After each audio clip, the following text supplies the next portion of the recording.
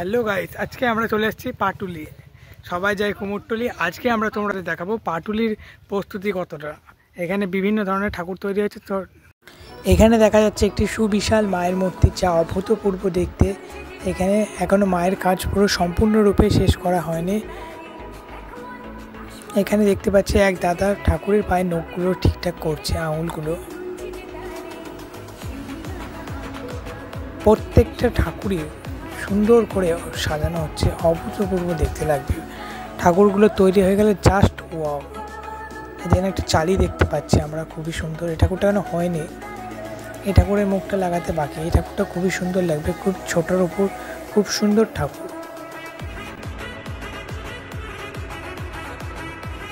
সেরা লেভেলের হবে। এখনো রং ফং হয়নি। চালিটা দেখে তোমরা বুঝতে পারছো একটা বিশাল বড় প্যান্ডেলের ঠাকুর, যা অভূতপূর্ব। এই তো মায়ের মুখ একেবারে এক কথায় ওয়াও, যার কোনো তুলনা হয় না।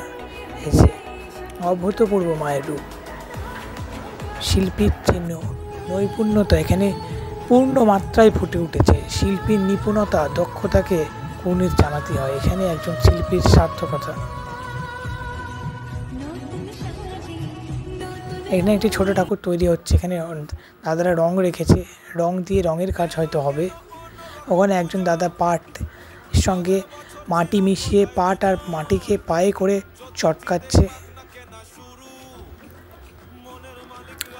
এটি সরু গলি থাকায় আমি ভেতরে প্রবেশ করতে পারলাম না, যদি কোনো রকম টাচ হয়ে যায়। এই যে এই ঠাকুরগুলো বিশাল বড়, কোনটা কোন ক্লাবে সেটাও লেখা আছে, কানপাড়া। অভূতপূর্ব বড় বড় মূর্তি, খুবই সুন্দর দেখতে লাগবে সাজালে।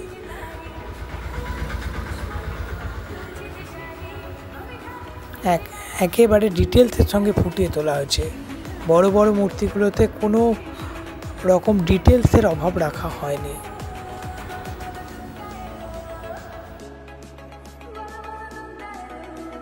ছোট্ট মূর্তি যা সাদা রং করে রাখা আছে।